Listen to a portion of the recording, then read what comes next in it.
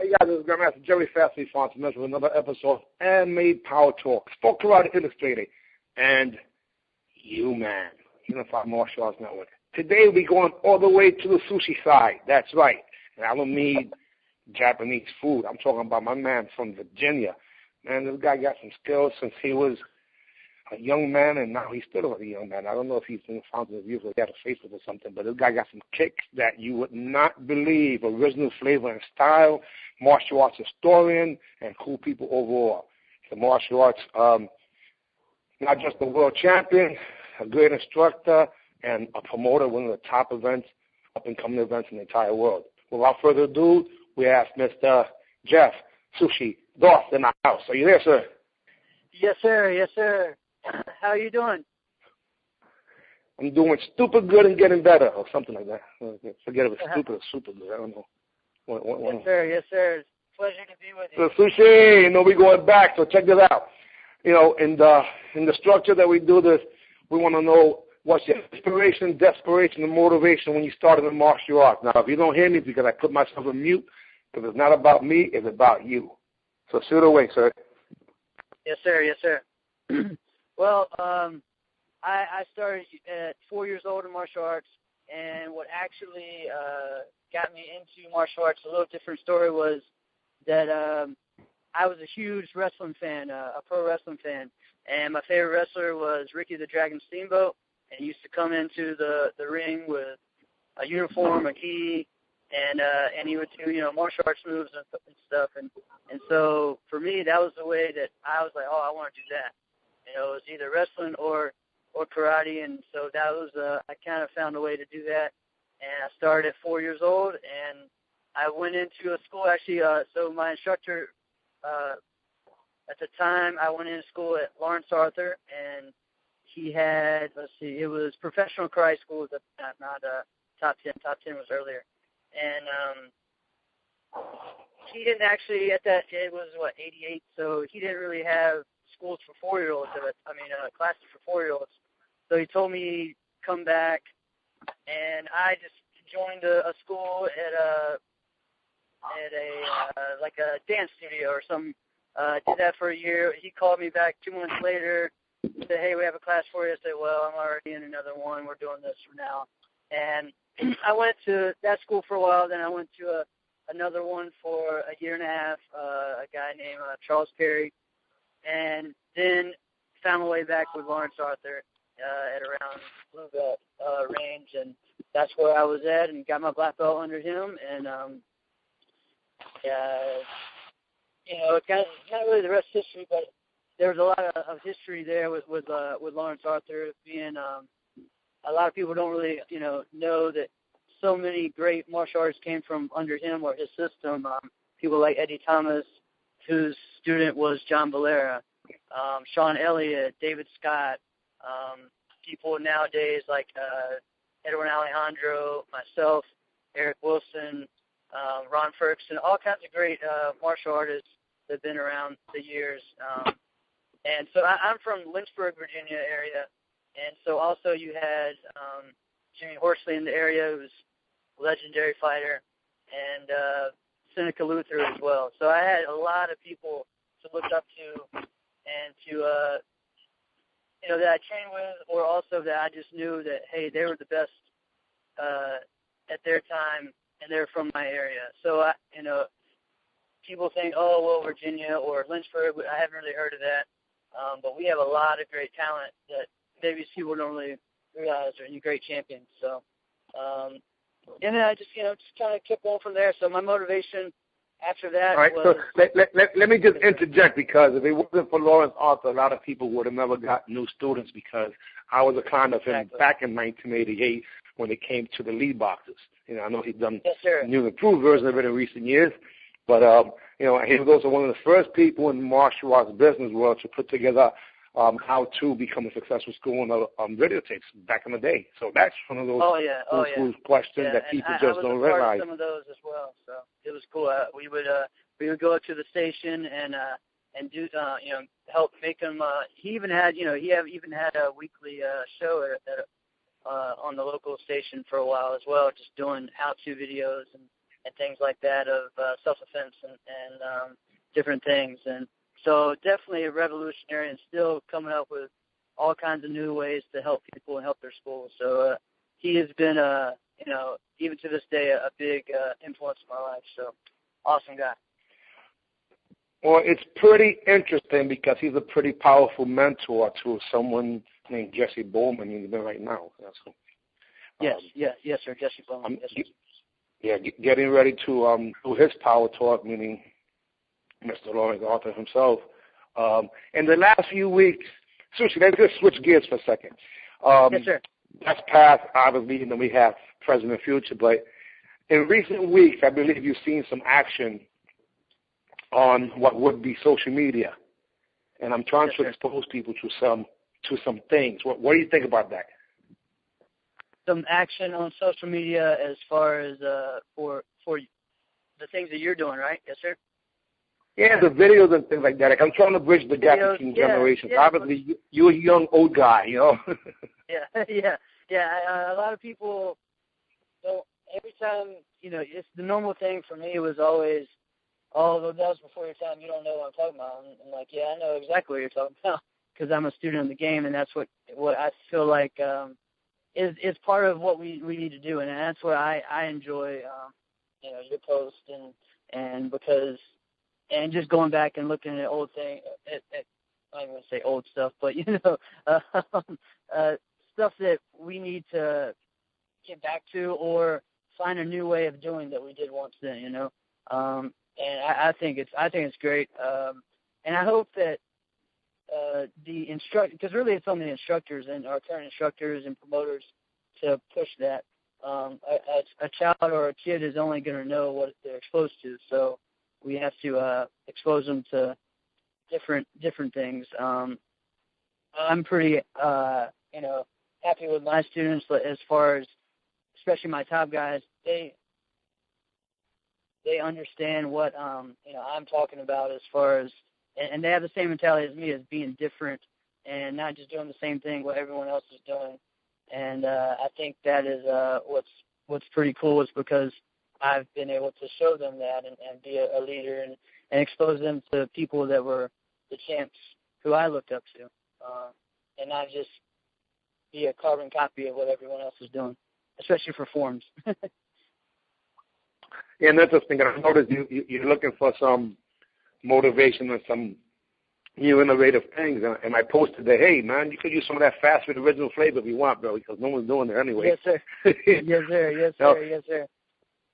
I mean, I'm looking at that. I think that's a pretty interesting paradigm because a lot of people didn't know that it deforms.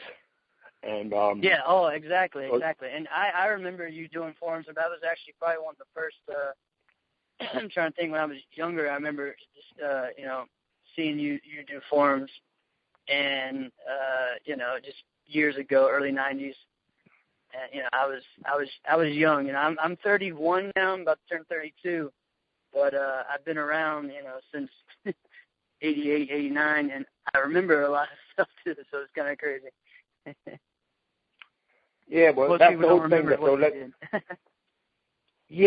that's the thing that I think is pretty interesting because with the power of the internet, we get an opportunity to see things that, like an example, in the last 24 hours, there's 3 videos that I have not seen ever that was posted by one of my students. When I say one of my students, in the time we had the Fonteness karate operation had 1,000 students. So yes, sir. You could be a student and never train with me, but be taught by one of my students. So makes you a student, I think. Yes. Right? Yeah, exactly. Yeah. So but let's talk about, and again, the reason why I can respect your judgment and your originality and just your ability to a damn psychic itself is pretty impressive. Freaking backstats, force stance, and basics. Like that's like nuclear physics today because people just don't understand. And that's why the last video that I put up, I actually was doing Kung Fu Dai, and people were like, "Oh my God, I can't believe you was doing Kung Fu Dai at an open tournament." Yeah, well, because if everybody was doing traditional, well, I would do freestyle, put on the music, and let me just kick and punch and do my thing in the open division. And if it was more of a open tournament, then I'm going to do a traditional one just to throw people off. Exactly. And what's funny is, and I think that's why you and I have always, especially once I got older and we started talking, we always hit it off because we had that same mindset. And I always, and a lot of people always, when I was really getting, to make a name for myself, especially, I mean, I was young and I was a champion as a junior, but probably when I got most known was probably when I lost the most. When I started coming out with the intergalactic form, which was the form that I did to the intergalactic BC Boys, and I came out with the talking hand right? puppets. Yes, sir, the hand puppets. I had all the different things. I held a front kick and looked at my watch, my fake watch, wondered what time it was. I held a twist kick, which no one did before, inverted front kick. I did. Different combos. I was one of the first ones that did the. Yeah, you licked the finger through the punch. Yep. Yes, there's so many different things. So you actually sat down to figure out how to do some original flavor. You tapped into your brain as an artist. Some of it, and some of it, just kind of came naturally, because it finally just, hit after years of doing stuff. And again, like you, I freestyle most of my stuff.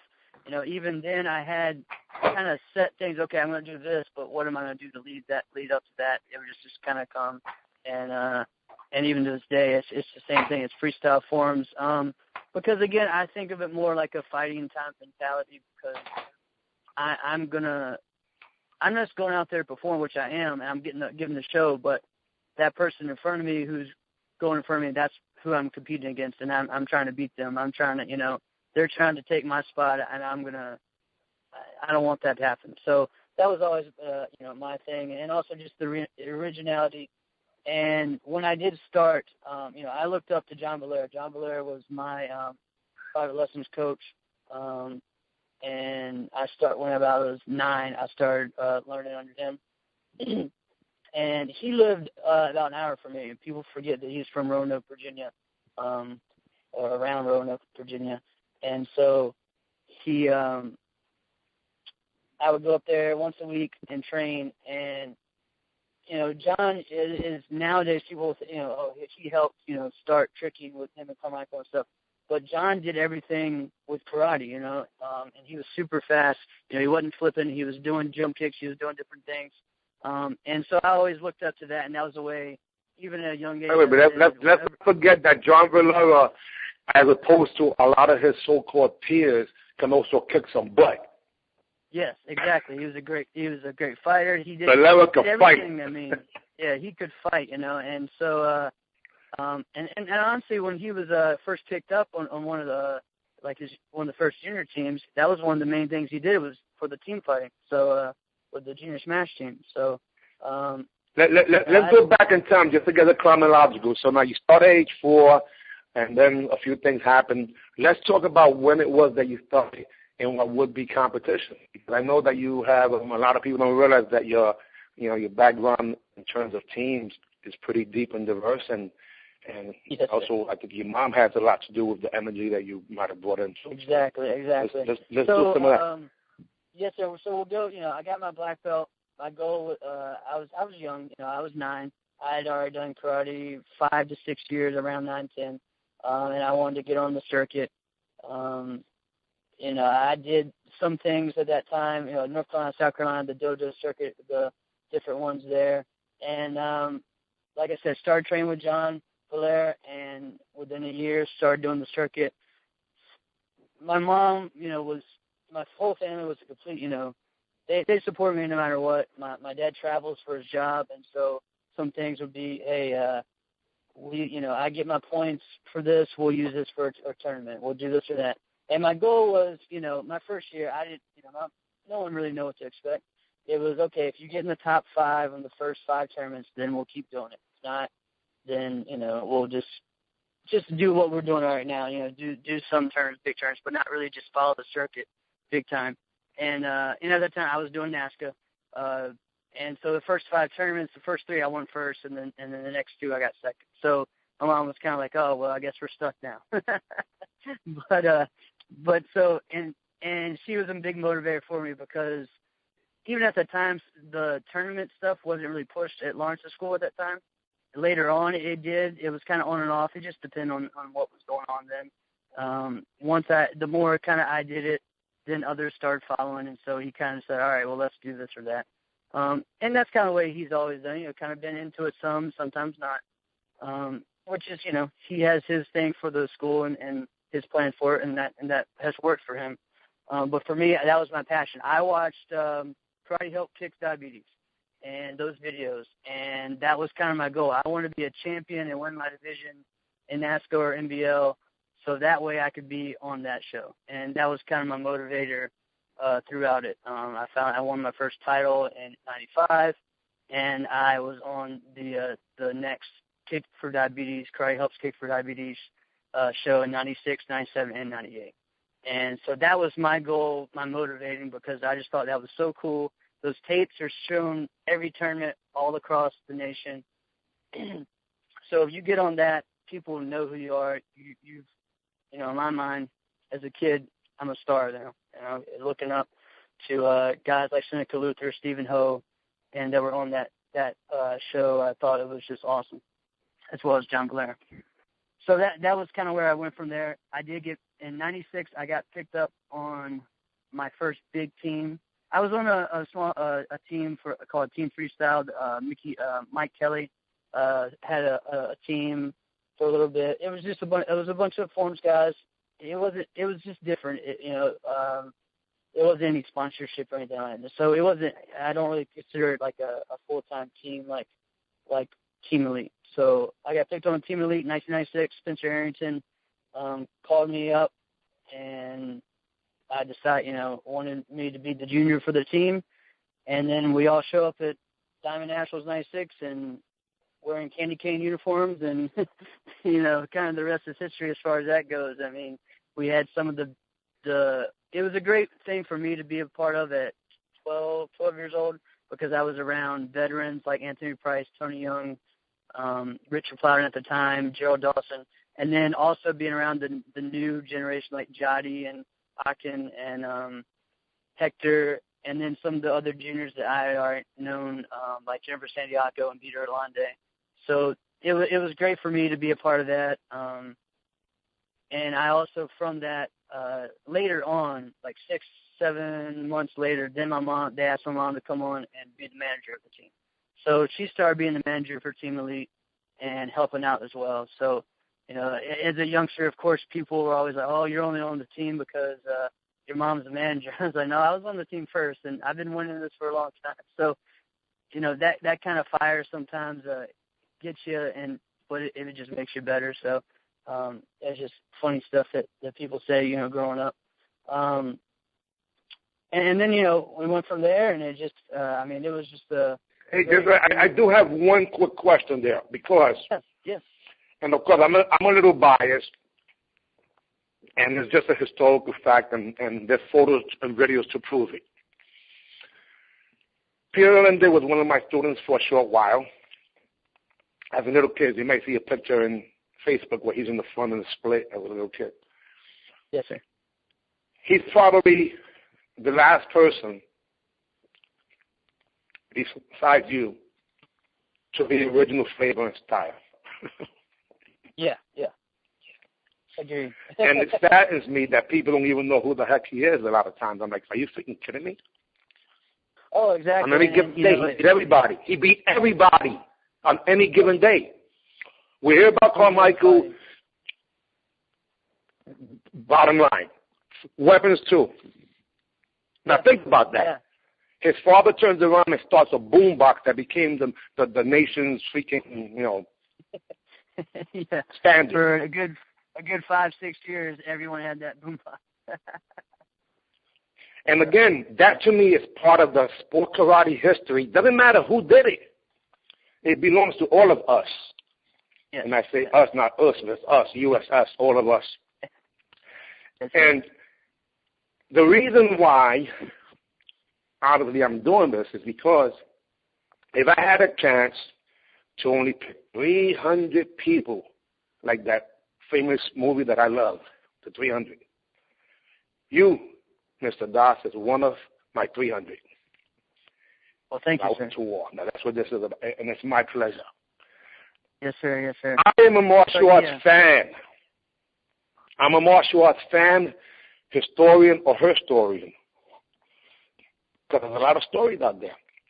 Oh, yeah. And it saddens me when people just do not either know any better or worse off, take the history and taint it by deletion. Oh, yeah, exactly. Yes, sir. Yeah.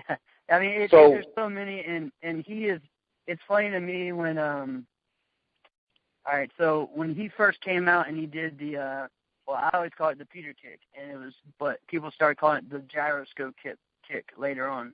Or, we call it the Peter kick. It was the Linda kick. He called it the Linda kick. Yeah. Yeah, a Linda kick, or even some people started calling it an illusion kick. Right. And I think now, technically, like, it's even in the NBL book, it's like gyroscope kick or something, I guess, and so that was something that, I'm like, no, that's Peter Londe's kick. Like, what are you doing? And I saw other people take it and do it whatever and call it something else. And I just always like, no, I'd always tell people, no, that's Peter Londe was the first one to do that. He's also the first one I ever saw do a K kick, a capoeira kick, a abattido. He's the first person I've seen do that at a tournament in a division. He was just, had so many things in flavor that he put, the breakdance in a different. Yeah, the first 15 seconds of the form, right? There it is. Okay. Now, just by us saying that, then somebody else who had some original flavor but came really from what would be Peter's influence, then you have Butch Marks. Yes, exactly. There you go. Again, people don't mention. Yep. Yeah, I mean, and for me, that's someone who I always say Butch is the person that pushed me. Besides, as a young age, my biggest competition was Jennifer Santiago and Butch Marks. And those two are the ones that pushed me, in forms the most. And then, if I beat Jennifer in forms, then she was going to try to whoop my tail and then sparring, right after it. So I had to keep my guards up. But, they were two of the ones that pushed me and drove me. Butch and I were complete opposites as far as what, he was more the high-flying one. And I was the kicker and the clean, as far as clean technique, I was more the cleaner one. He had a lot of the flavor. I was real intense. So we kind of, we were just a little kind of opposites, but we fueled off of each other. And him and he was one of my best friends in the circuit as well too. So it was always cool. And I always make sure that people know that he's the guy that like someone yesterday they put out this thing about 10 things about what NASCAR people need to do for forms and stop copying people and stuff, which is a great article. I don't know if you saw it, but they said that it was cool when Daniel Sterling used to do flips or whatever because it was different or round off to the corner. This is in tumble pass. Everyone does it now, so it's not original, which I've been saying for years. I love it when even my students say that. They're like, yeah, that's great. Everyone does a round off flash kick. But when everyone does it, it doesn't matter. It doesn't make it cool anymore. But for me, the first ones I saw doing it were ones like Jimmy Pham and Butch Marks. Those were some of the ones that were really originating that stuff and doing some of the first flash kicks like him do. The host has joined the conference. So